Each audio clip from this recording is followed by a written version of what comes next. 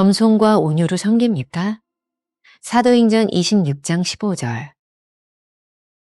신앙의 오류, 주님을 내 방식대로 섬기겠다고. 우리 신앙의 오류 중 하나는 자신의 신념 혹은 내 방식으로 주님을 섬기려는 마음입니다. 주님이 어떤 분이신지 묻는 물음에서 우리는 비로소 무지와 교만을 벗어날 수 있습니다. 주님을 내 방식대로 섬기겠다고 할 때 주님을 향한 우리의 무지가 드러날 뿐입니다. 우리는 예수님의 영이 아닌 다른 영으로 주를 섬기려고 합니다. 주님을 돕겠다고 나서지만 주님께 상처를 드립니다. 이제는 주님을 내 방식대로 섬기겠다는 무지에서 벗어나야 합니다. 신앙의 올바른 방식. 진정 주께서 맡기신 의무라면 자신의 만족을 위해 수고할 것이 아니라 오직 겸손과 온유한 마음으로 섬겨야 할 것입니다. 진정으로 주님께서 우리에게 주신 의무라면 결코 우리의 만족을 위해 수고하지 않을 것입니다. 또 우리 만족이 채워지지 않는다고 실망하지도 않을 것입니다. 하나님께서 영으로 우리에게 말씀하시는 것을 겸손과 온유로 섬긴다면 당연히 주의 뜻을 행함으로 기쁨이 찾아올 것입니다.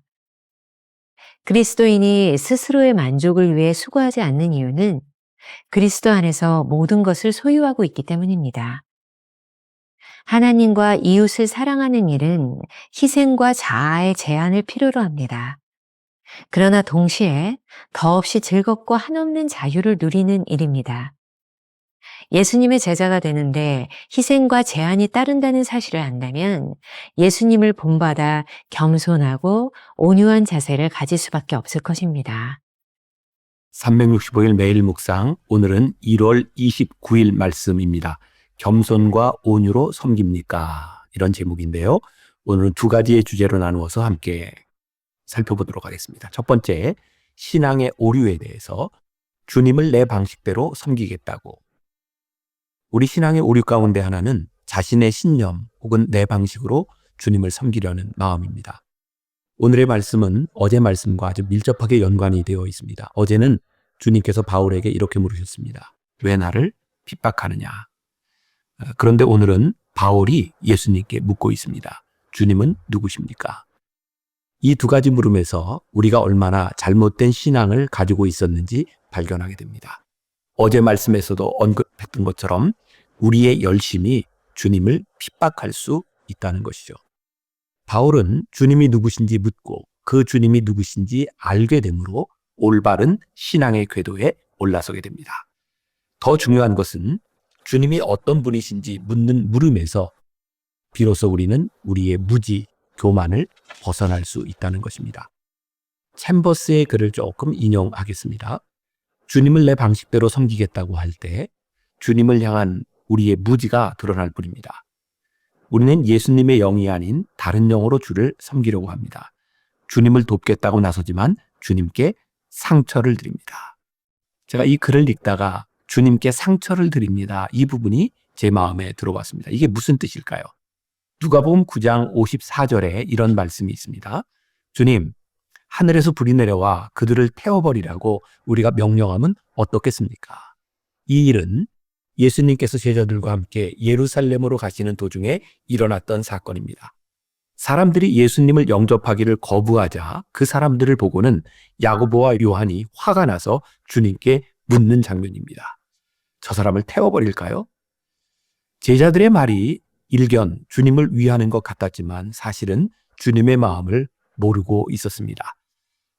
챔버스는 이 부분을 그렇게 표현하는 거죠. 주님께 상처를 드리는 것, 오히려 주님을 핍박하는 것. 유명한 D.L. 무디 목사님은 이런 말을 했습니다. 주님을 섬기는 것은 우리의 만족을 위해 하는 수고가 아니라 하나님의 영이 우리 안에 계셔 우리를 하여금 주를 위해 헌신하게 하는 것이다. 회심하기 전 나는 십자가를 향해 일했다. 그러나 그때부터 지금까지 나는 십자가로부터 일을 해왔다. 전에는 구원받기 위해 일했다. 그러나 지금은 구원받았으므로 일한다. D.L. 무디 목사님도 자신의 열심이 하나님의 마음을 어떻게 아프게 했는지, 그리고 진짜 회심한 다음에는 그가 어떻게 일했는지, 십자가로부터 일을 하고 구원 받았음으로 일한다고 하는 것은 우리들이 어떻게 사역을 감당해야 될지를 분명히 말해주고 있습니다. 아무것도 아닌 것 같은 이 미묘한 차이지만 아주 중요한 신앙의 오류를 범할 수 있음을 알려주고 있습니다. 이제는 주님을 내 방식대로 섬기겠다는 무지에서 벗어나야 합니다. 우리가 기억해야 될 한 줄 노트.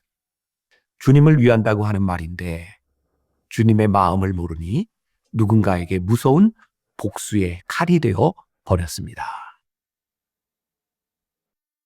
두 번째 주제, 신앙의 올바른 방식.